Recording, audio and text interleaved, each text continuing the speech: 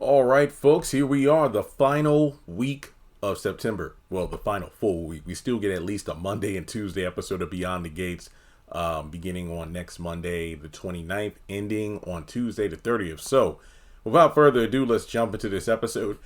Ironically enough, I've spoken with some fans about the show before I started doing my review tonight.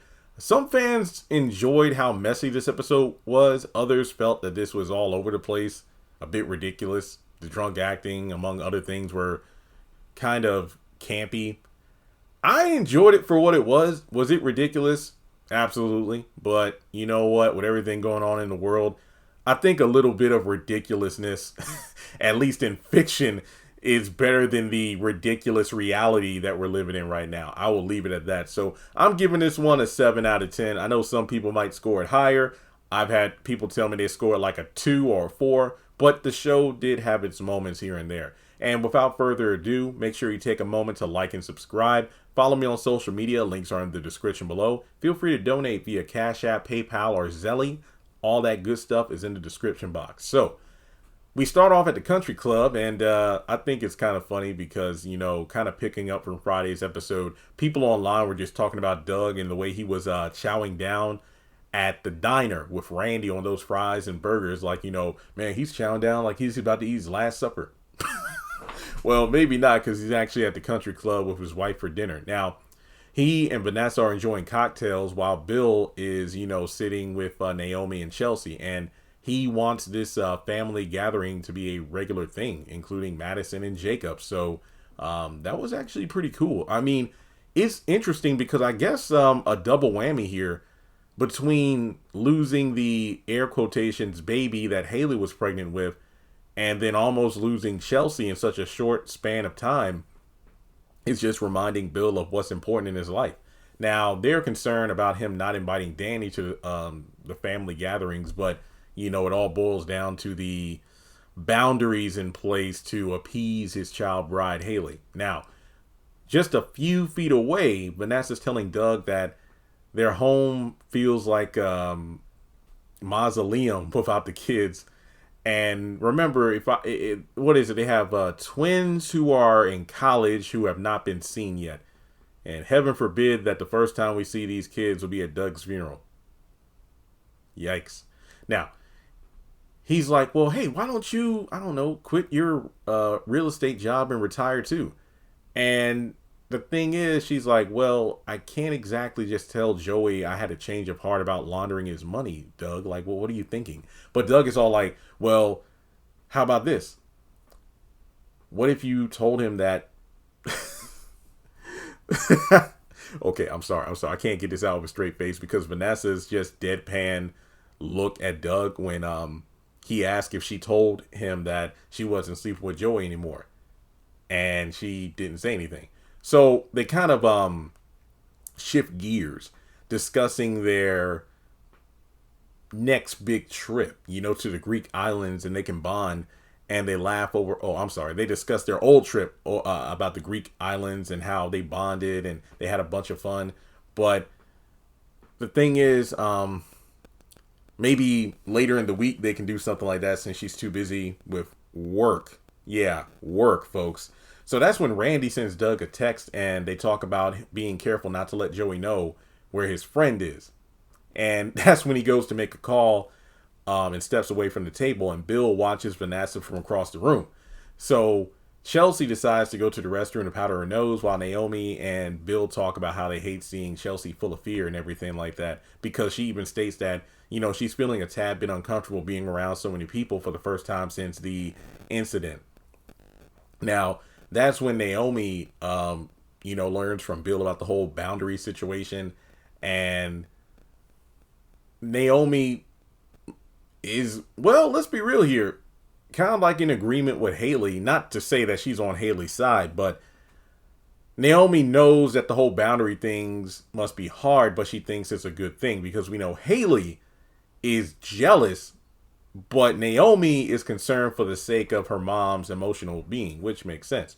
Speaking of, they're both drunk as a skunk, her and Andre, in Vegas at a wedding chapel. Now, Andre asked if there's a woman, a person that can get them married there. And this woman just looks at him, just drunk as I don't know what, And I don't really know what the legal system is like in Vegas in terms of marriage and whatnot, but isn't there a law against something like this where if you are clearly inebriated or under the influence of whatever, you can't legally get married? But then again, that's probably how these places stay in business. So Dani is getting cold feet about it, and then that's when it's like, hey, we'll flip a coin.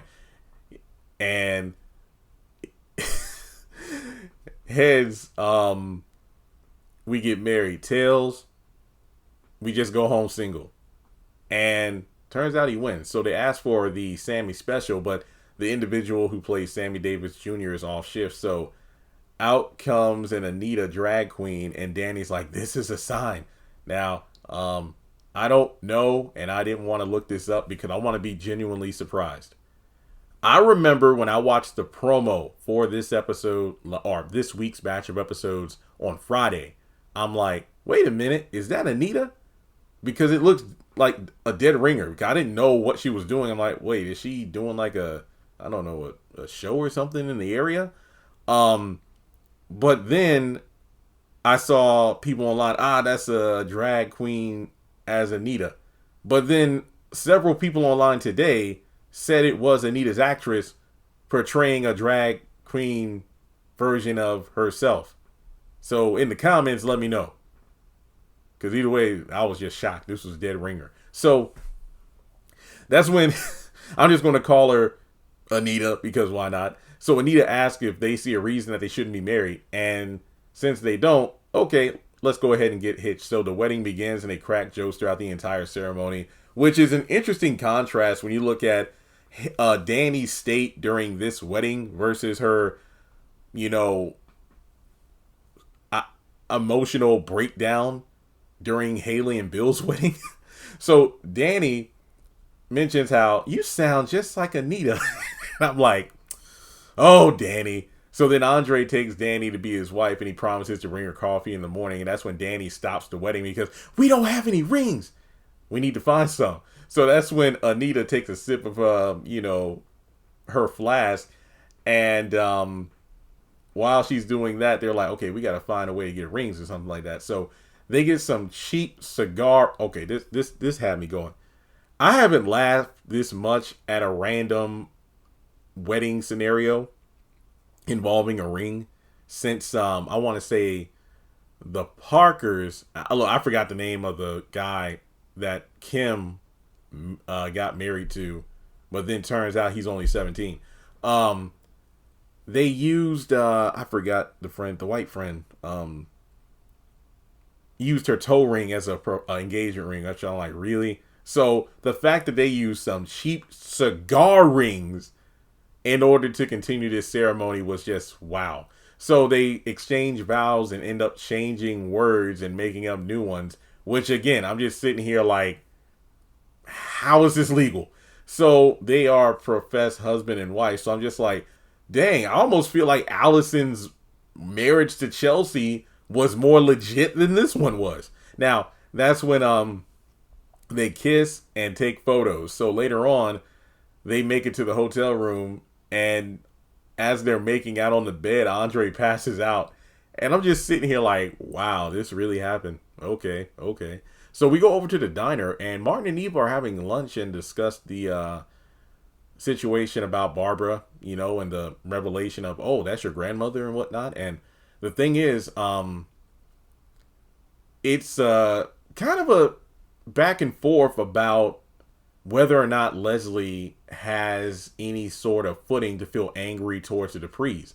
Now, Martin says that, look, our dad isn't into your mom, and she just has to accept it. And that's when Eva suggests that since they disagree, they should talk about something else because, Eva's obviously going to back her mom, but she's just like her mom in the sense of she lurks around where she's not wanted. I'm mainly talking about the Kat and Tomas thing. Like I can't get over last week where she sees these two being very flirty and whatnot, and she decides to just plop down at the table just like her mom does. She isn't one to keep intel to herself. She's always feeding it to her mom. So I don't know. It's just one of those situations where I wanted Martin to kind of go a bit harder in terms of his stance against Eva's way of thinking, but I get it. He is trying to at least form some sort of bond with his newly found sister. But yet again, it just feels like Kat's feelings be damned. It's all in the name of peace, and Leslie and Eva come out on top. I don't know. That's just my take on it, because it's just one of those situations where I think to some extent Eva was feeling like, or just saying things that made it sound like her mom, in terms of, Nicole stole Ted away from my mom. And it's like, no, that's not how it went. Like, what the... Let's go at it in the comments. I feel like I feel like we'll be going back and forth just like Eva and Martin were. But after they change subjects, that's when June stops by and they order coffee while Martin introduces Eva as her half sister. And from there, Eva, well, I don't know. I don't really know how this information could be used in a negative way, but from watching the show this long, it might not be wise to tell Eva too much, because even though you're like, oh, Eva won't, this is harmless if I tell her who this person is and what their connection is to us, she will tell this information to Leslie, who in her Delulu mind will come up with some way to use this to stick it to the Duprees in some way, shape, or form.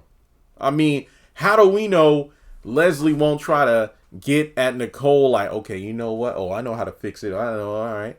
Now, how about I go after Nicole's grandbabies by financially backing June if there's some sort of court case for custody over Terrell and Samantha? I don't know why. I just feel like it's dangerous to tell Eva who June is and whatnot. So, she's amazed and thinks hooking up with Nicole would be a good thing for June in terms of proximity, because Nicole has the best way of bringing people out of a funk. If I remember correctly, wasn't the only time we saw Nicole and June interact was when June was in the hospital from that pneumonia, bronchitis, or whatever, and they talked when she was in a wheelchair? Yeah, I think that was it. Now, from there, Tomas actually shows up, and he's looking rather stoic or somber, obviously still reeling after being told he's not good in bed. And that's when Martin, asks, hey, why don't you have a seat? Matter of fact, how are you and my sister doing? Yeah, couldn't be better. But Eva looks at him and just knows something is not holding up about his statement there. And that's when Martin and June leave to go see Nicole. So Tomas tells Eva that, Kat apologized for putting him in the middle between, you and her's battle. But to be completely honest, Tomas kind of actually put himself in there by not respecting his... Okay, at this point, I'm going to call them boyfriend, girlfriend. I guess that's what they are. But essentially, not respecting his girlfriend's wishes to associate with Eva. It just seems like, even though I'm single as I don't know what and have been since 10th grade, even I know if a woman is venting to you about someone, the last thing you ought to do, even if your woman is in the wrong, side with the other party. It will never go well. Now, that's when he mentions how, after she apologized and everything, it's like Kat was a different person. The attitude adjustment, the mean girl persona was gone. It's like everything I ever wanted to hear from her, she was saying, which I still don't think she needed to apologize, and the fans do agree with that. Now, he wined and dined her for a romantic evening in a hotel, but it didn't go as planned when he told her that he thought they were broken as a couple. And this is the part that everybody's like, I can't believe he would say this, but he tells Eva how I would never criticize Kat when it comes to her lovemaking. And Eva's like, wait, is she talking bad about your technique? And look, I don't want this to get out there, but I think Kat just wasn't ready for sex. I mean, she was the one that talked me into having sex with her, which is true, because if you remember, initially Kat wanted it, but, well, actually Tomas, but then after finding out Kat's a virgin, oh, I'll be patient. But then sometimes they get a bit hot and spicy, and Kat would have to cool him down saying, I'm not ready. And then Tomas like, okay, I respect that. But then there was that time when I believe they were at Kat and Chelsea's when Kat was like, hey, let's do it right now. But Tomas like, no, this isn't the right time. And Then eventually she's like, okay, I'm ready. And then they did it, and we saw the look on her face. So, yeah. In the midst of the conversation, like, okay, let me get some more potato wedges since you scarfed mine down when I was telling you this news. Because, it's funny how these two interact like that. Now we go over to Anita talking to Nicole and learns about Leslie and Ted hooking up again. And that's when Anita calls Ted a fool. Like, what was he thinking? And Nicole says he was drunk. And then that's when Leslie popped up on him. Now, she knows that she has no say of what he does considering divorce papers, but he just delivered a speech about his devotion to her. And now this, so it's changing nothing. And she feels like she has the right to file divorce, which she does, but I'm not saying what Ted did was right. It's just that I understand. I've never been drunk. I don't drink, but from what I understand, it just blurs your sense of right and wrong, and not to mention the depression. It didn't help that dude got ganged up on by the Dupree family, but to be fair, he didn't need to bring his butt over to the house to begin with to try to get a round of applause or a pat on the back for stopping Leslie from moving across the street. But whatever. Anita says it's kind of good that she knows the truth about him, but it's like, it's been almost 30 years. Okay, whatever. So Nicole feels like she built her husband up to be a pillar of integrity, and she feels stupid. I mean, when you say build him up to be a pillar of integrity, when exactly did you start with that? I'm looking at it from the perspective of, if the man, and I'm going to be very careful of how I say this because my words can get misconstrued. What if him cheating with Leslie was what got him in line? Because of the fact that he's been the perfect loving husband and father for decades. And he said he devoted himself to that after he messed up by messing around with Leslie. So does Nicole low-key feel guilty or stupid because while she feels like I built my husband up to be this pillar of integrity, she's learning that the only reason he was this extra affectionate and whatnot was because of his affair with Leslie, I guess. So, Nicole then asked Anita if she could stick around since Martin and June are showing up, and Nicole feels like she doesn't want the kids to learn about this because they don't, she doesn't want them to hate their dad, even more. But Anita asked if she had spoken to Dani about this, but remember, she's drunk on a private jet to Vegas. Nobody's heard from her. And that's when Nicole feels like I need some sort of night of reckless abandon. And that makes Anita worry. And I definitely see this because, yeah, a person like Nicole who bottles stuff up or hides her emotions well, she's not. I think Anita made this comment to Vernon last week about how it's easy to read Dani. She's very expressive. You know what she's feeling.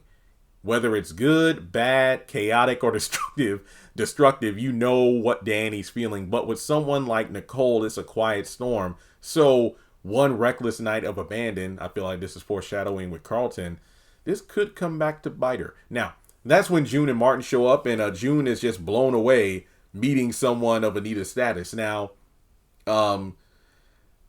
June mentions how her new waitressing job will take some time to get used to, but she admits some customers make her want to spit in their stew. But that's when Martin's like, hey, come on now. It's like, hey, I'm just joking. But look, seriously, if you work in customer service, I get that. Now, that's when Anita comes in with some drinks, and she's like, oh my God, Anita Williams, I love you. I mean, your music. I love your music. And it got me through some tough times. So they talk about, the kids and whatnot, and she admits that due to Naomi and her help, she now has a cell phone and can text Samantha while her son just isn't interested yet. But Anita thinks like, hey, it's just a matter of time. Just think about how this just randomly happened to the kids in the midst of family drama. So, just gives Terrell some time, and I'm sure he'll come around. But June is worried that she doesn't know how to be what the kids need, considering, they're almost full-on adults, and she hasn't been there since they were little kids. Now, that's when Anita and Nicole give her a bit of a pep talk, and they want her to succeed and soar. Now, we end the episode. Well, actually, we're getting close to the end. My bad. I haven't done a review this long in a while. This is crazy because this episode was so divisive amongst the fans, but I haven't been able to talk this long about an episode in quite a while.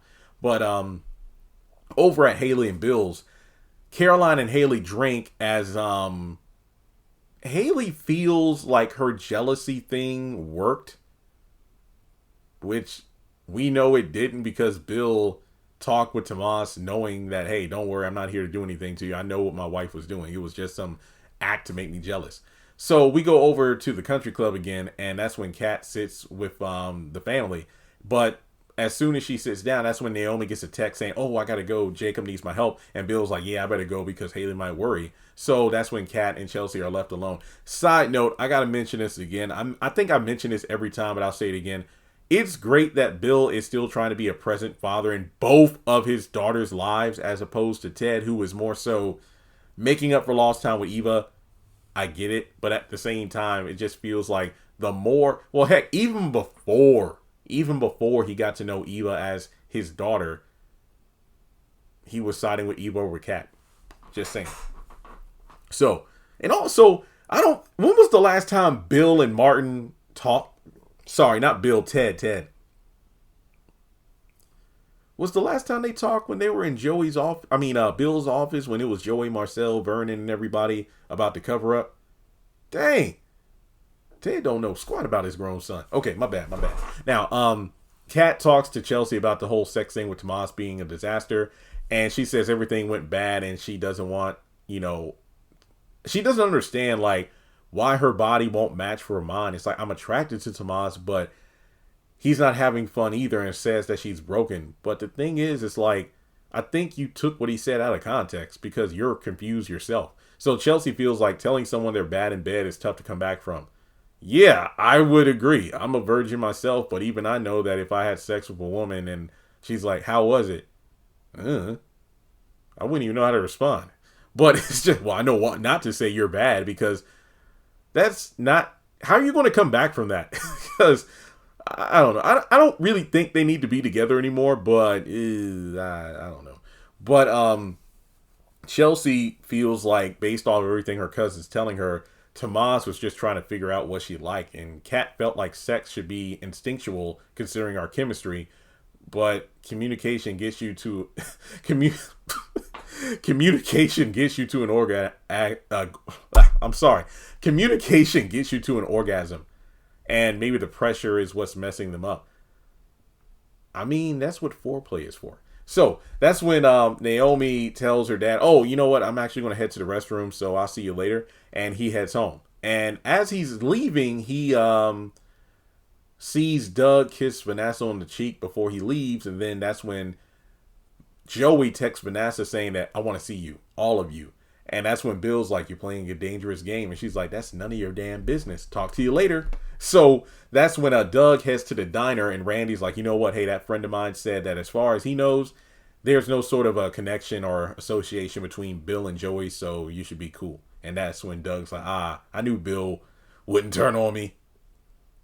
Poor Doug. Poor, dumb, delusional Doug. So that's when Bill okay, I ain't gonna lie, this was kind of hot. So Bill gets home and tells Haley how Chelsea's doing. And that's when she changes into an outfit that made me score this episode a couple points higher, and they go to bed. Haley, fine. I can't help it. All right, so those were my thoughts on Monday's episode of Beyond the Gates. Like and subscribe, people. It does help the channel. Let me know your thoughts in the comments, and I will catch you in the next one.